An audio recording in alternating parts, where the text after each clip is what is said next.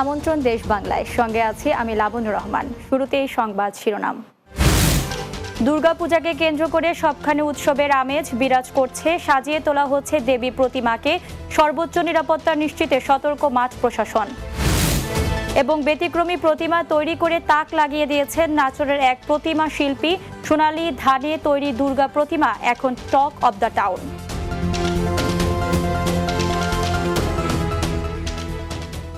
শুনছিলেন শিরোনাম, এবারে বিস্তারিত।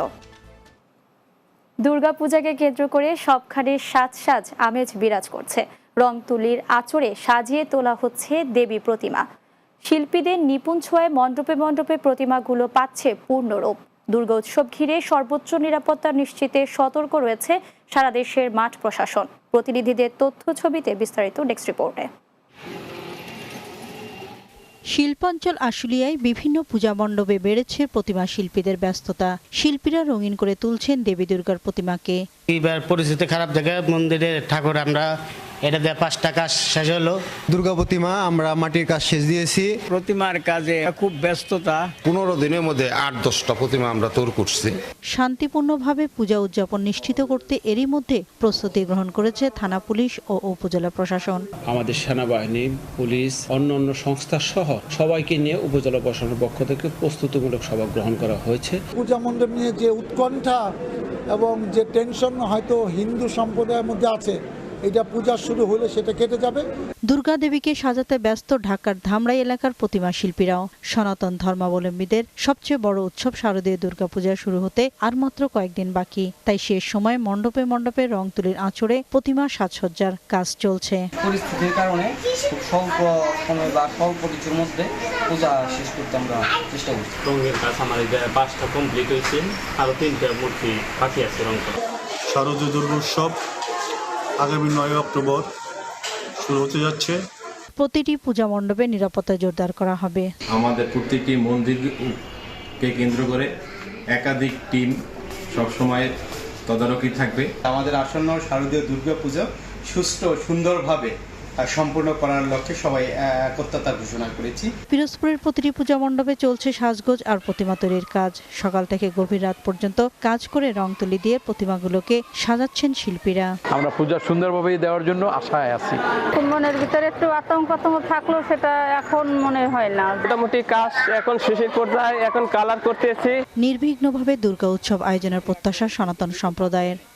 জেলা প্রশাসন এবং মাঠে যে সেনাবাহিনীর কর্মকর্তাবৃন্দ আছেন, পুলিশ প্রশাসন আছেন, সকলে আমাদেরকে সার্বিক সহযোগিতা করবেন বলে আশ্বাস দিয়েছেন। পূজা উদযাপনের সর্বোচ্চ নিরাপত্তা দেওয়ার আশ্বাস পুলিশ সুপারের। আসন্ন শারদীয় দুর্গাপূজা উপলক্ষে পিরোজপুর জেলা পুলিশের পক্ষ থেকে আমরা সর্বোচ্চ নিরাপত্তামূলক ব্যবস্থা গ্রহণ করেছি। পটুয়াখালী জেলার পূজা মণ্ডপগুলোতেও শেষ মুহূর্তের প্রস্তুতি চলছে। প্রতিমা তৈরির প্রাথমিক কাজ শেষে এখন চলছে রং তুলি ও সাজসজ্জার কাজ।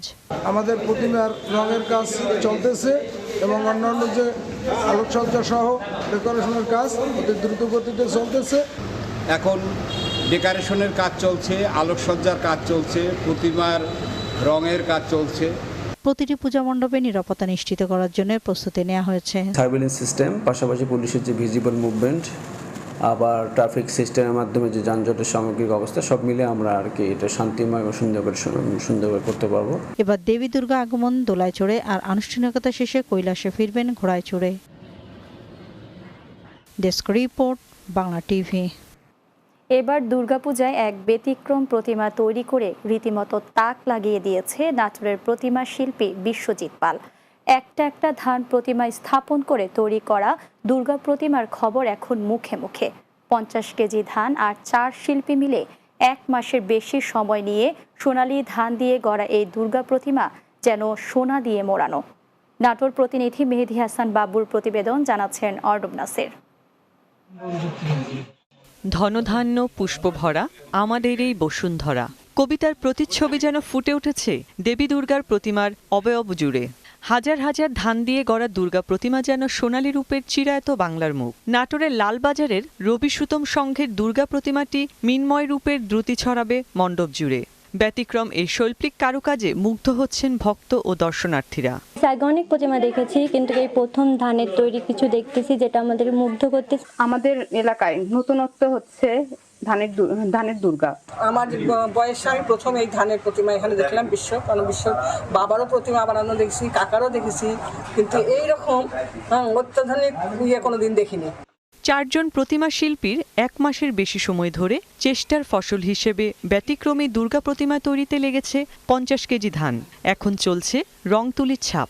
আমাদের হিন্দু ধর্মের মধ্যে যে হচ্ছে অন্নের দেবী মা অন্নপূর্ণা, সে অন্নপূর্ণা রূপেই মায়ের আগমনের এই জিনিসটাই তুলে ধরা হয়েছে এই আমাদের ধানের দুর্গার মধ্যে। এই রবি শোধন কমিটির সাথে তারাও একটা বলে, আমিও বলি নতুনত্ব কিছু করার, অর্ডারটা ওরা দেয়, সেই থেকে আমি এই ধানের ঠাকুরটা তৈরি করি। ধানে গড়া এই দুর্গা প্রতিমা পূজিত হবেন শহরের লালবাজার কদমতলায় রবি সুতম সংঘের মণ্ডপে। প্রতিমাকে ভিন্ন আদলে তুলে ধরার প্রয়াসে ধান ব্যবহার করা হয়েছে বলে জানান আয়োজকরা। বিশ্বদা বলেছে হ্যাঁ ভাই আমি পারবো, সেই জন্য আমরা বিশ্বদার হাতে দিচ্ছি এবং আমাদের মন মতো তিনি প্রতিমাটা তৈরি করে দিচ্ছি। মঙ্গলবার দেবী দুর্গার বোধন ও ষষ্ঠী পূজার মধ্য দিয়ে নাটোরের 354টি মণ্ডপে পুজোর আনুষ্ঠানিকতা শুরু হবে।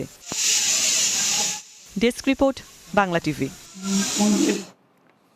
জুলাই গণহত্যার বিচার, দুর্নীতিবাজদের গ্রেফতার ও সংখ্যানুপাতিক পদ্ধতিতে নির্বাচনের দাবিতে চাঁদপুরে ইসলামী আন্দোলনের গণসমাবেশ অনুষ্ঠিত হয়েছে। সোমবার দুপুরে ফরিদগঞ্জ বাস স্ট্যান্ডে এই সমাবেশের আয়োজন করা হয়।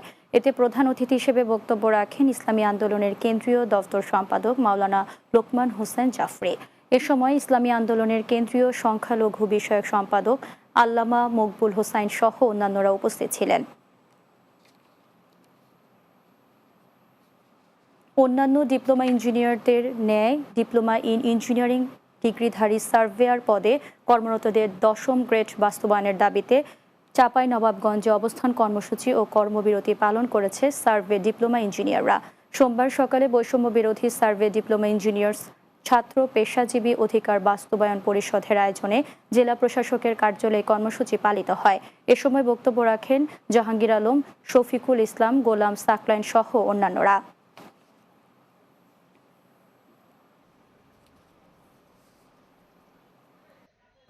দেশ বাংলায় নিচ্ছি বিরতি, ফিরে এসে অন্যান্য সংবাদের সাথে আরও যা থাকছে। টানা বর্ষণে ও পাহাড়ি ঢলে কুড়িগ্রামের রৌমারী ও রাজীবপুরে তলিয়ে গেছে ফসল, সহযোগিতার আশ্বাস স্থানীয় কৃষি বিভাগের।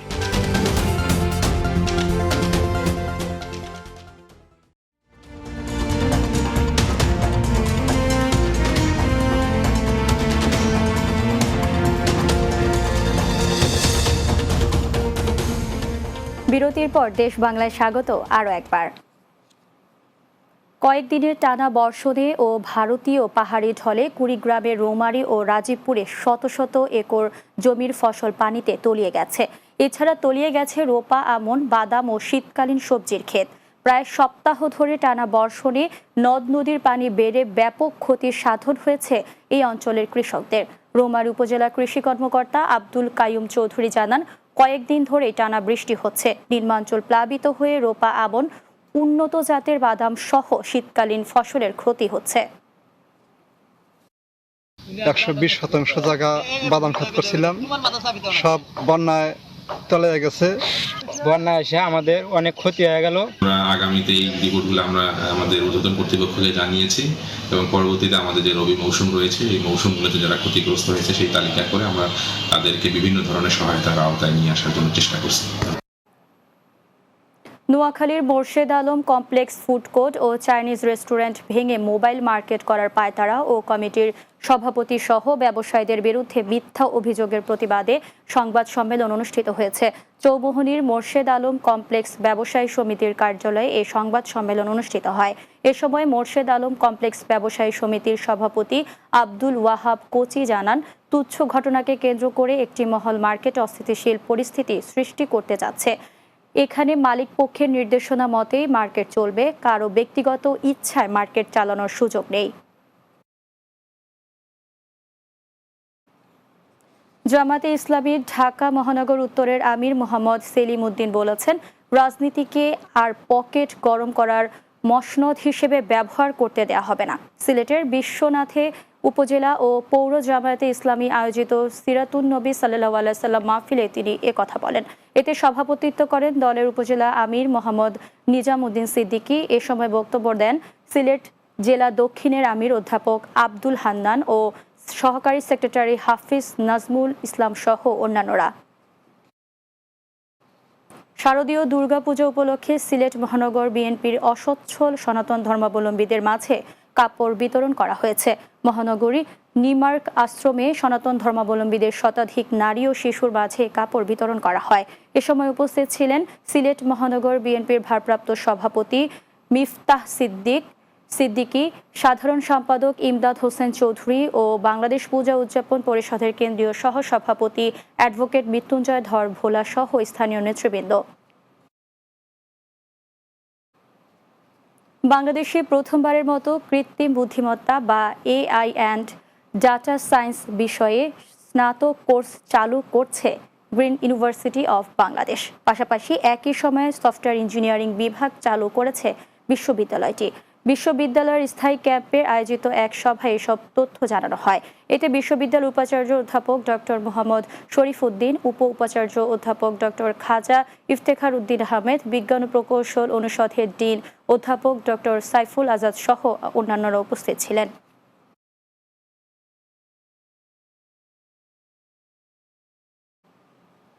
শেষ করছি দেশ বাংলা। যাওয়ার আগে সংবাদ শিরোনামগুলো জানিয়ে দিচ্ছি আরও একবার। পূজা উদযাপনকে কেন্দ্র করে সবখানে উৎসবের আমেজ বিরাজ করছে। সাজিয়ে তোলা হচ্ছে দেবী প্রতিমাকে। সর্বোচ্চ নিরাপত্তা নিশ্চিতে সতর্ক মাঠ প্রশাসন।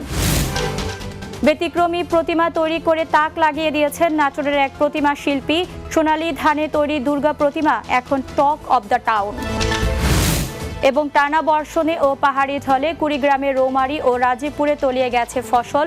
সহযোগিতার আশ্বাস স্থানীয় কৃষি বিভাগের।